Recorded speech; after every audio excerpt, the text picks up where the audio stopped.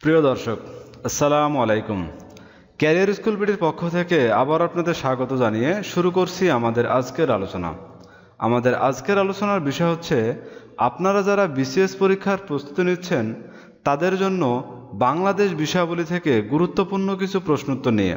তো আপনারা এখনও যারা আমাদের চ্যানেলটি সাবস্ক্রাইব করেননি তারা অবশ্যই আমাদের চ্যানেলটি সাবস্ক্রাইব করে আমাদের সাথে থাকুন। চলুন শুরু করা যাক। শেরেবাংলা একে ফজলুল হক পূর্ব পাকিস্তানের গভর্নর নিযুক্ত হন কবে? 9 মার্চ 1956 সালে শেরেবাংলা একে ফজলুল হক পূর্ব পাকিস্তানের গভর্নর নিযুক্ত হন 9 মার্চ 1956 সালে। 1954 সালের নির্বাচনে যুক্তফ্রন্টের প্রতীক কী ছিল? নৌকা। 1954 সালের নির্বাচনে যুক্তফ্রন্টের প্রতীক ছিল নৌকা। পূর্ব পাকিস্তানে গণঅভ্যুত্থান হয় কবে? 1969 সালে পূর্ব পাকিস্তানে গণ অভ্যুত্থান হয় 1969 সালে। বাংলাদেশকে স্বীকৃতি দানকারী প্রথম আফ্রিকান দেশ কোনটি? সেনেগাল। বাংলাদেশকে স্বীকৃতি দানকারী প্রথম আফ্রিকান দেশ সেনেগাল। বাংলার প্রাচীন জনপদগুলোকে সর্বপ্রথম একত্রিত করেন কে?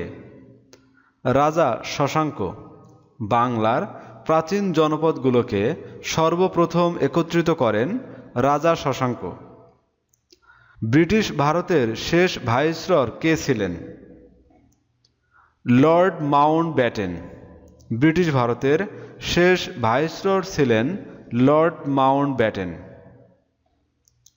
সর্বদলীয় কেন্দ্রীয় রাষ্ট্রভাষা সংগ্রাম পরিষদের আহ্বায়ক ছিলেন কে? কাজী গোলাম মাহবুব। সর্বদলীয় কেন্দ্রীয় রাষ্ট্রভাষা সংগ্রাম পরিষদের আহ্বায়ক ছিলেন কাজী গোলাম মাহবুব। মুক্তিযুদ্ধের সময় যৌথ বাহিনীর প্রধান ছিলেন কে? জেনারেল জগজিৎ সিং অরোরা। মুক্তিযুদ্ধের সময় যৌথ বাহিনীর প্রধান ছিলেন জেনারেল জগজিৎ সিং অরোরা। দেশের প্রথম সেচ প্রকল্প কোনটি? গঙ্গা কপোতাক্ষ প্রকল্প।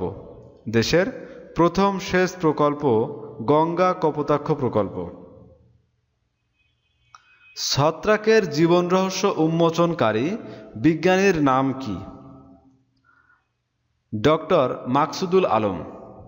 ছত্রাকের জীবন রহস্য উন্মোচনকারী বিজ্ঞানীর নাম ডক্টর মাকসুদুল আলম।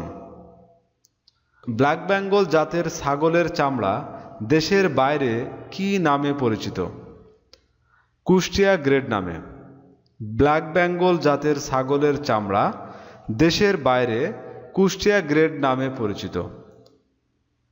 অবিভক্ত বাংলায় প্রথম আদমশুমারি শুরু হয় কবে?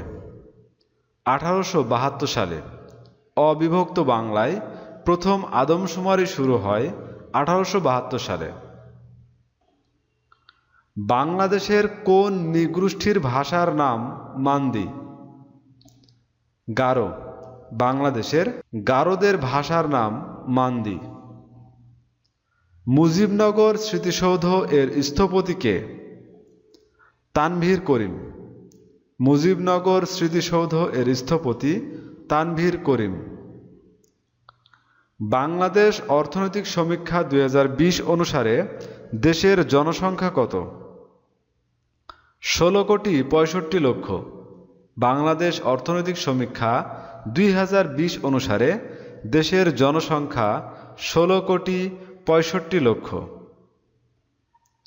বাংলাদেশে এ পর্যন্ত আদমশুমারি হয়েছে কতবার? 5 বার। বাংলাদেশে এ পর্যন্ত আদমশুমারি হয়েছে 5 বার।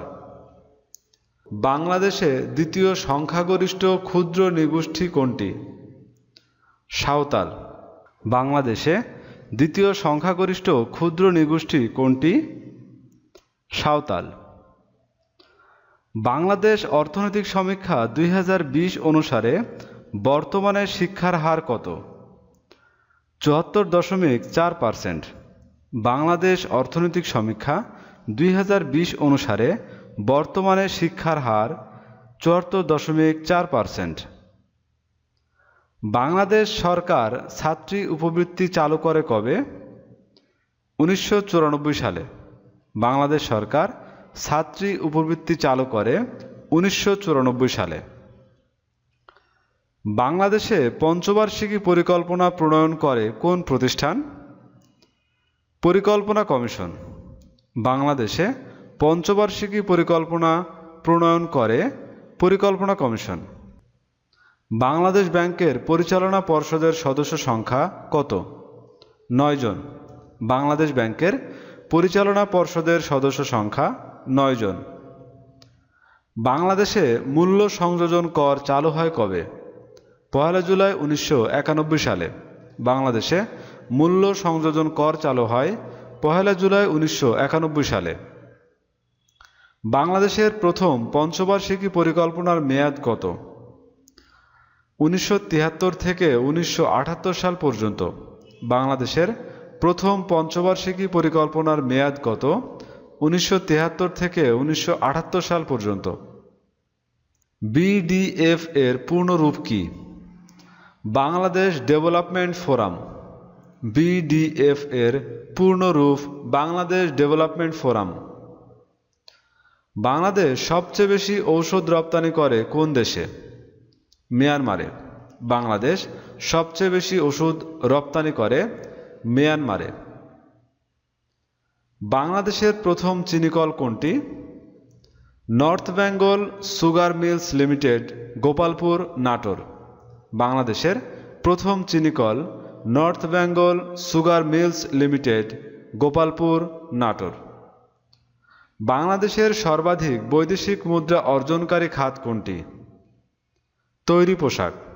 বাংলাদেশের সর্বাধিক বৈদেশিক মুদ্রা অর্জনকারী খাত তৈরি পোশাক।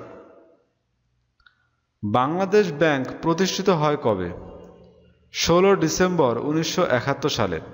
বাংলাদেশ ব্যাংক প্রতিষ্ঠিত হয় 16 ডিসেম্বর 1971 সালে।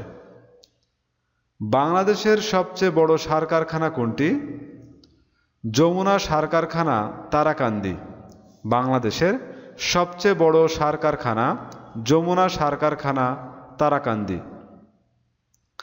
বাংলাদেশে মোট সরকারি ইপিজেড সংখ্যা কত?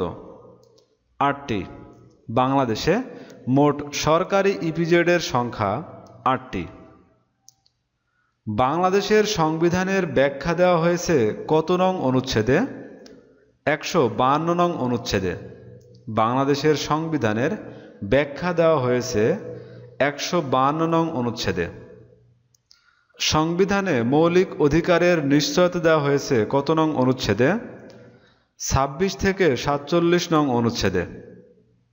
সংবিধানে মৌলিক অধিকারের নিশ্চয়তা দেওয়া হয়েছে সংবিধানের 26 থেকে 47 নং অনুচ্ছেদে। সপ্তদশ সংশোধনী কোন তারিখে পাশ হয়?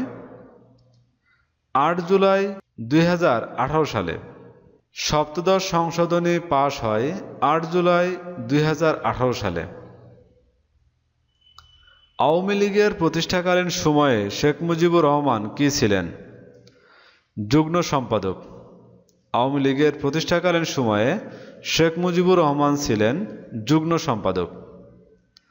বাংলাদেশে প্রথম উপজেলা পরিষদ নির্বাচন হয় কবে?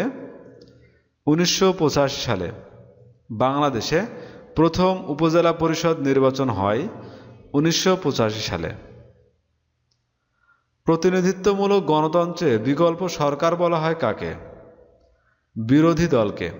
প্রতিনিধিত্বমূলক গণতন্ত্রে বিকল্প সরকার বলা হয় বিরোধী দলকে। জাতীয় সংসদের ইংরেজি নাম কি? House of the nation. জাতীয় সংসদের ইংরেজি নাম হাউস অব দ্য নেশন। তো বন্ধুরা, এই ছিল আমাদের আজকের আয়োজন। আমাদের পরবর্তী ভিডিও দেখার আমন্ত্রণ জানিয়ে এখানে শেষ করছি। ধন্যবাদ।